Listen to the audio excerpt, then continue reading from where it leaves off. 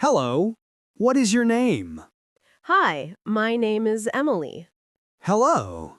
What is your name? Hi, my name is Emily. Do you understand? Yes, I understand. Do you understand? Yes, I understand. What do you do for work? I'm a teacher. What do you do for work? I'm a teacher. Do you have any siblings? Yes, I have a brother. Do you have any siblings? Yes, I have a brother. Where are you from? I am from United States. Where are you from? I am from United States. How old are you? I am 20 years old. How old are you? I am 20 years old. Are you married? No, I am not married. Are you married? No, I am not married. What day is it today? It's Monday. What day is it today? It's Monday. Can you help me? Of course. What do you need? What are your hobbies? I like to cook. What are your hobbies? I like to cook. Would you like some tea? Yes, please.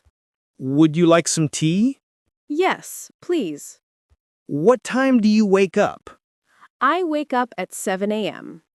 What time do you wake up? I wake up at 7 a.m. What do you do in the morning?